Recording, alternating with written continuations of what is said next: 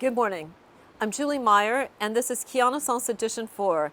I'm here this morning with Terrance Phillips. Terrance is in from Hong Kong. He's a global investor, venture capitalist, and he's here to share with us some of the portfolio companies and his priorities and strategies for the future of investing. He's going to share with us about his book that he recently published here in Keanaissance in Kiev, Greece. Good morning, Terrance. Thank you for joining us. Good morning. Thank you for having me in this beautiful destination. Well, so thank you for coming. Tell us what your immediate impressions as you came across on the ferry and so forth. What did you think? Because you're on an island. You're in Hong Kong. What did you think about Kia with your island glasses on? Yeah, my first impression was loads of potential. Beautiful architecture, beautiful seascape, with plenty of room for growth. And you're an investor as well. So let's just say that instead of being, I know that you were managing directors at Citibank and all sorts of, but let's say that it was Terrance Phillips, global investment company, and you have $5 billion to allocate. How much would you be looking at the up and coming locations like Greece? And so everybody's talking about, KSA, UAE, and Africa, this and so forth. It almost makes people laugh when you say something like Kia, Greece. How can that be important when we've got, the African subcontinent? And how would you look at it with your investor hat on? Yeah, I think we're definitely looking at a time of change. And where is that destination you want to be that offers growth, offers safety, comfort, and ability to work anytime you want, but also be connected with the planet and have leisure time. So I would look at Keanaissance, Kia, as a location for just that. Place for your family, place for work, a place for play, and a place with unlimited potential and growth. Now, you were an investment banker for many years and so forth, but you're an investor today and you've written about the venture capital community. Why did you do that? It's a big thing to decide to write a book. It was a two-piece story. Going back into the global financial crisis, took some time out, did an executive MBE, and we did a Harvard Business case study called Global Wine Wars. And it was an example of an industry, wine, that went global. And in each region, it grew up different, but it came from the same roots, the same vine. And then fast forward to COVID 2020, it was June of 2020. A mentor of mine, Bill Ty, a very famous investor. Yeah. We did a Zoom conference call, and Bill was an angel investor in Zoom in very early. But we did a Zoom call with 200 people, and they were VCs, limited partners investing in VC funds, and CEOs from around the world. We had folks from Africa, Middle East, Israel, US, Asia. And Bill gave a talk, and he kind of described us going from the third industrial revolution to the fourth. Going from a world of pension funds, capital equipment, oil, nation states, to a world of electrons. And he was so eloquent, I won't try to replicate Bill's pitch, but I knew it was time. We had gone through several waves of innovation, being in Silicon Valley with Silicon Valley Bank, had the privilege of seeing venture grow from a domestic industry to a global industry. And it was that moment when I realized we are now going into the next wave of innovation, being data science, AI, and all this time having started with, going from a transistor to a semiconductor to telecommunications to the cloud. Yes. All of this were just the rails that are going to allow AI to work. And so it was just, I think, an important time to capture how this happened, and at the same time, the globalization of venture, which to me was this small Silicon Valley, East Coast secret that has gone global, transformed the world, and actually is one of the U.S.'s number one exports, I think. But it also created a lot of competition for the U.S. in a very favorable way to drive innovation forward. So a long answer to your simple question. Fascinating. Our investment strategy is ecosystem economics, and when I listen to you, I think what you're saying is that the United States, through its venture capitalists and the early venture capitalists, created the economic model for the ecosystem of venture capital. The title of your book, again? Planet VC. Planet VC. And Planet VC, what I hear you saying is it's not a cottage industry, but but it's a sharp razor in and it wedges out and then grows industries. Yes, absolutely. And being able to see markets around the world, from Israel that has a very small domestic market, has to be very, very forceful in growing and building companies, and they have to go global day one. Yep. You had China, which I think in 2004, when Silicon Valley Bank first took some of the world's leading venture capital firms like Sequoia Capital to China for the first time, Yep.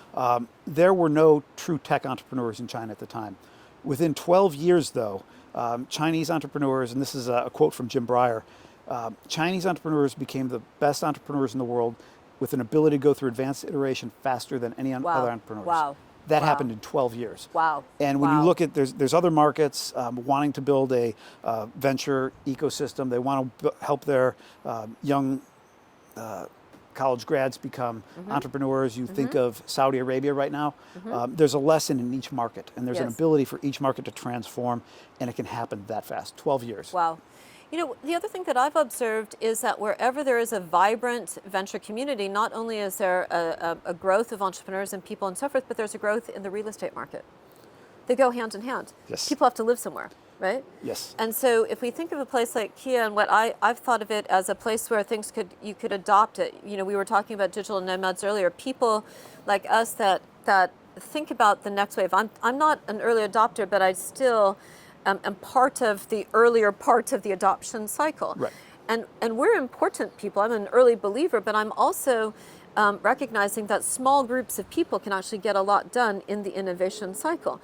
That group of people could be I'm not sure Kia will ever be a venture capital, hub, but what it can be is close to one in Athens, and it can be an important place where people live, which is tied to that. How do you see the real estate opportunity with the venture capital opportunity with the adoption of new things, and how much did that play in your book in terms of the way you looked at and unpeeled the onion? Yeah, so I think you're absolutely right. Wherever there is a strong venture community, there's strong entrepreneurs, you're going to have a massive rise in real estate prices, because with those entrepreneurs come great companies, come great incomes. We saw that in Silicon Valley. You're seeing it now in places like Austin, Texas. You're seeing it in Miami, where it is absolutely just driving the real estate market. Yeah. And so if you take a place like Kia, yes, you're right. You know, it may never become a global venture capital hub, but when you think of the entrepreneurs that have made their money, Yep. they're living in a post-COVID world where they don't want to sit in an office. Yep. And there's a place where they can come and build a beautiful home, Yep. have beautiful scenery, be connected with nature, collaborate with one another. You're in a corridor that's between Europe, the Middle East. You have Asia. It took us a long time to get here, but it's very accessible going through the Middle East. Yes. There's an opportunity to build a ecosystem where entrepreneurs can come and work, they can come and collaborate, and they can Yes. come and rest and recover. Right. And, so many people with Kia, they say, well, is it the next Mykonos? I think absolutely not.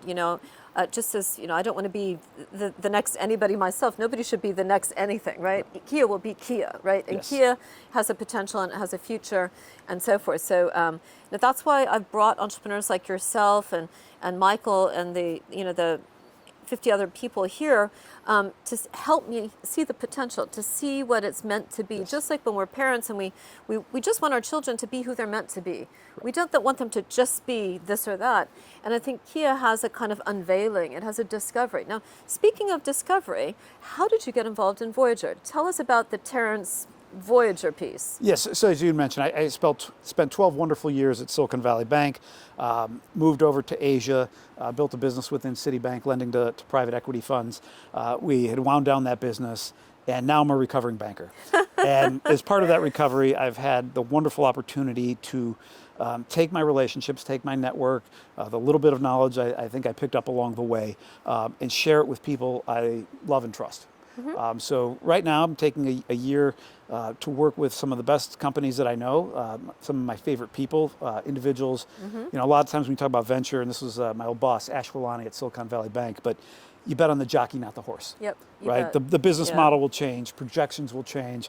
What you think today, the company's going to look completely different tomorrow. So the most important thing is to know the entrepreneur and trust them. Yep. So I've had the great privilege of knowing Michael Barth through mutual friends in it's at YPO in Hong Kong. Yep. and just really believed in the platform he's building. He's the right entrepreneur, seasons in education, Yes. built many businesses, and he just has a view to bring people off of their phones into nature, but yet I still love that. Off of their phones into nature. yet still have the ability to take that phone, use it as a tool Yes. to describe what you've seen. And Michael has 3 wonderful young kids. He spends a lot of time with them in nature, seeing him parent, seeing him make sure he educates his kids. And I think that's part of his passion with Voyager is the next generation. Now, you've been with us for a day or so here at Keanaissance, and thank you for staying, and you'll be keynoting and so forth. Will you share with us, your thoughts on Keanaissance and be part of the community? And how do you see this? I mean, I'm sure that you're sought after for tons and tons of communities. You're part of YPO, you're part of a lot of things. So the Silicon Valley Bank network is an extraordinary one. Where do you see Keanaissance fitting in? And will you help us also figure out what we're meant to be? Yeah, absolutely. And so just a little correction, I'm not YPO, but I have many friends. Very so good. it's a wonderful network, but just want to be straightforward there. The question again. Will you continue to be part of the Yeah. Keanaissance community, and will you share with us your feedback? It's important to be open and honest about what's working, what we can do differently, and sometimes better. So Julie and I were connected through Michael Barth, founder of Voyager. They had never met in person, so this was our first time meeting That's in right, person. that's right. Understood the idea of what you're putting on here. Came out, and we were cautiously optimistic. And the quality of individuals, the quality of humans, entrepreneurs, and investors that we've met has been world class. So Thank one of the you. other Thank companies you. I'm working with is Alpha Ring. Peter Liu, W.I. Harper, legend in VC. Yes. He's invested in this company, and he's taken over as CEO and chairman. But it's a nuclear fusion company. I think it's one of the most advanced fusion companies. It's the most scalable. They're already moving towards commercialization. Yes. And part of their business involves hydrogen. Yes. Here I met several entrepreneurs focused on Yes. hydrogen, right? Yes. And so the ability to make that connection through meeting you, through coming to Keanaissance, coming to Kia, right? And then the ability to return. And I think when you're talking about an ecosystem and what you're trying to build here, the privilege is the ability to bring other people in. And so when you talk about Amen. my experiences at Silicon Valley Bank, the wonderful relationships we've built there, I can leave here and talk about it with gusto, with passion, and bring a handful, 3 or 4 other folks in the next run. And whether it's here or another location, and they go out and spread the word, and they come in and they add to the ecosystem. Indeed. And that's the ecosystem of entrepreneurs. Everybody's giving back because at some point everybody needed a helping hand. That's right. Well, that's really well said. I think of it very much, the entrepreneurial journey is through the near-death experiences to the breakthrough moments. And that's why we do give that helping hand, is because everybody's been helped along the way. And anybody who says that they weren't is not telling the truth there. Thank you for joining us and for being a part of it, Terrance. Julie Meyer here with Terrance Phillips, who's written the book Planet VC, his first time to Keanaissance, edition 4. We will be sharing with you more of his thoughts when he keynotes later, Keanaissance edition 4. Terrance, thank you so much for being with us. Thank you for having me. That brings us to the end of this episode of Keanaissance edition 4. Thank you for joining us, and thank you for tuning in.